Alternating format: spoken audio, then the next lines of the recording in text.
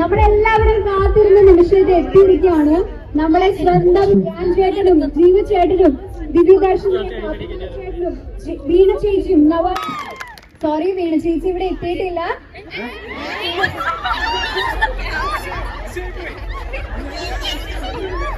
Sorry ഒരു confusion പറ്റിയത്. എല്ലാവരും എത്തിയിട്ടുണ്ടോ? കന്നഡ വെച്ചപ്പോൾ ഞങ്ങൾക്ക് മനസ്സിലായില്ല, അതുകൊണ്ടാണ് സോറി. സോ आप कैसे हो? 3:30 ഇതിലും ഒരു ഹ്യൂജ് ക്രൗഡ് നിങ്ങളെ വെയിറ്റ് ചെയ്ത് ഇവിടെ ഇരുന്നു. പക്ഷേ വി ആർ എക്സ്ട്രീംലി സോറി, അവരെല്ലാവരും വീട്ടിലേക്ക് പോയി. ഞങ്ങൾ 3:30 തൊട്ട് നിങ്ങളെ വെയിറ്റ് ചെയ്തിരിക്കുകയായിരുന്നു. സോ കുറച്ചു പേരൊക്കെ വീട്ടിൽ പോയി. അപ്പൊ ഐ ഗസ് ഇനിയിപ്പോ എന്നേലും നല്ലൊരു MC നമുക്ക് ഇവിടെ എത്തിയിരിക്കുന്നു. സോ ഞാൻ ഇതിൽ നിന്ന് അങ്ങ് മാറി നിൽക്കുന്നതായിരിക്കും ഉചിതമെന്നാണ് എനിക്ക് തോന്നുന്നത്. So I'm handing over the mic to mister ജീവ.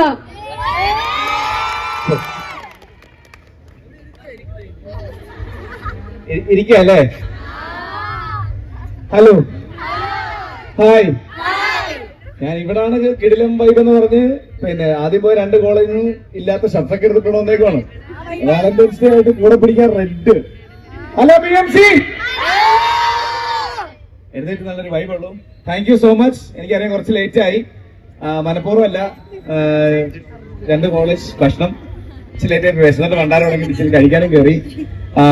ഞങ്ങളുടെ ഒരു ചെറിയ വലിയ സിനിമ വരുന്നുണ്ട്. കാര്യം ഇപ്പൊ ചെറിയ സിനിമ എന്ന് പറഞ്ഞാൽ ട്രെൻഡ് ആയി പോവല്ലോ. ചെറിയ വലിയ സിനിമ വരുന്നുണ്ട്. ധ്യാൻ ചേട്ടനാണ് എഴുതിയിരിക്കുന്നത്. ആപ് കൈസേ എന്നുള്ള സിനിമയുടെ പേര്. ഇതൊക്കെ തന്നെയാണ്. ആൾക്കാര് 1-2 പേരുടെ വരാനുണ്ട്. അപ്പൊ ഇത് BMCയിൽ 2ാമത്തെ വരവാണ് എന്റെ. ഇതിന് മുമ്പ് വന്നിട്ടുണ്ട്. ഒത്തിരി സന്തോഷം. പിന്നെ കൂടുതൽ കാര്യങ്ങൾ മൈക്ക് എന്നേക്കാൾ നന്നായിട്ട് ഹാൻഡിൽ ചെയ്യാൻ അറിയാവുന്ന നിങ്ങൾ ഏത് ആൾക്കാർ മുമ്പിലിരുന്നാലും അവരുടെ മുഖം നോക്കാതെ ചോദ്യങ്ങൾ ചോദിക്കാൻ ധൈര്യപ്പെടുന്ന, എത്ര കിട്ടിയാലും ഒരു മടിയില്ലാതെ പിന്നെയും ചോദ്യങ്ങൾ ചോദിക്കുന്ന, ഏറിനോട് ഇത്ര ഇഷ്ടമുള്ള, ഇന്നിവിടെ വരാൻ സാധിക്കാതെ പോയ വീണ. ഹലോ ഗൈസ്, എന്നെ കണ്ടിട്ട് ഇത്രയും ഫേമസ് ആയ എന്നെ കണ്ടിട്ട് മനസ്സിലായടാ. സോറി, കണ്ണടയൊക്കെ വെച്ച് ഇത്ര സ്റ്റൈലായി വന്നപ്പോഴത്തേക്ക് ആർക്കായാലും ഒരു തെറ്റ് പറ്റില്ലേ? നിങ്ങളെല്ലാരും വിചാരിച്ചിട്ടുണ്ടല്ലേ ഞാൻ ഈ കണ്ണടയൊക്കെ വെച്ചേക്കുന്ന സ്റ്റൈലിലാണെന്ന്? എത്ര പേര് വിചാരിച്ചിട്ടുണ്ട് അങ്ങനെയാണെന്ന്? ഉറപ്പായിട്ട് ഞങ്ങൾ എല്ലാരും അങ്ങനെ തന്നെ വിചാരിക്കുള്ളൂ. അൺഫോർച്ചുനേറ്റ്ലി എന്റെ മുഖമൊക്കെ കേട്ടോ നീര് വന്ന വെയ്യിരിക്കും. അടി കിട്ടിയതല്ല. ഇന്നലെ ഒരു ഇന്റർവ്യൂ ഉണ്ടായിരുന്നു. അപ്പൊ അതുകൊണ്ട് പക്ഷെ എന്നാലും എന്തൊക്കെ പ്രശ്നങ്ങൾ ഉണ്ടെങ്കിലും ഇത്രയും എനർജറ്റിക് ആയ ഒരു ഗ്യാങ്ങിനെ കാണാൻ പറ്റുന്ന ഒരു അവസരം മിസ് ചെയ്യരുതെന്ന് വിചാരിച്ചിട്ടാണ്. ഇത്രയും ബുദ്ധിമുട്ടിയിട്ടാണെങ്കിലും ഇത്രയും വേദനയൊക്കെ സഹിച്ചിട്ടാണെങ്കിലും ഞാൻ വന്നത്. അതിന് നിങ്ങൾ എല്ലാവരും എനിക്ക് വേണ്ടി കൈയടിക്കണം. നിങ്ങളെല്ലാം എന്നോട് പക്ഷെ അങ്ങനെ അതാണ് ധ്യാൻ ചേട്ടന് പറയുന്നത് കേൾക്കാനാണ് എല്ലാവരും. എക്സ്ട്രാ ബൈക്ക് കൊടുക്കണോ? അതാണ്. അപ്പൊ ഏതായാലും ഫെബ്രുവരി 28-ാം തീയതി ഇറങ്ങാൻ പോകുന്ന സിനിമയുടെ പേരെന്താ? മറക്കുവോ ആരെങ്കിലും തിയേറ്ററിൽ പോയി കാണാൻ? എനിക്ക് അപ്പൊ എന്റെ ഒരിക്കലും ജീവിതത്തിൽ ഒരിക്കലും അഭിനയിക്കാൻ പറ്റുമോ എന്ന് വിചാരിച്ചിരുന്നിടത്താന്ന് എനിക്ക് ഇത്രയും ആത്മവിശ്വാസം തന്ന ഈ ധ്യാനാണെങ്കിലും പിടിച്ചു.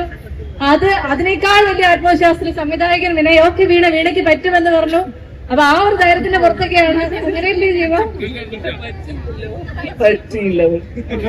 അങ്ങനെയല്ല, എന്റെ സിനിമ ഞാൻ എങ്ങനെ അഭിനയിച്ചിട്ടുണ്ടെന്ന് നിങ്ങൾ എല്ലാവരും തിയേറ്ററിൽ പോയി കണ്ടിട്ട് എനിക്ക് ഇൻസ്റ്റാഗ്രാമിൽ മെസ്സേജ് അയക്കില്ലേ? കൈ വെക്കോ മെസ്സേജ് അയക്കാമെന്നുള്ളവര് അയക്കുന്ന എല്ലാവർക്കും ഞാൻ മറുപടി വെക്കുന്നതായിരിക്കും. അത് ഏതായാലും ഫെബ്രുവരി 28-ാം തീയതി നമ്മളുടെ ഒരു ചെറിയ സിനിമ ആപ് കൈസേ ഹോ തിയേറ്ററുകളിലേക്ക് എത്തുകയാണ്. സിനിമ കണ്ട അഭിപ്രായങ്ങൾ അറിയിക്കണം. ഇനി സിനിമയെ കുറിച്ച് പറയാൻ എനിക്ക് തോന്നുന്നു സിനിമയുടെ സംവിധായകൻ ഇങ്ങനെ ഡെമ്പി ഇരിക്കുകയാണ്. അപ്പൊ സംവിധായകനിലേക്ക് കരയുന്നുണ്ടോ ചേട്ടാ? അപ്പൊ ഏതായാലും ഞാൻ മൈക്ക് കൊടുക്കുകയാണ്.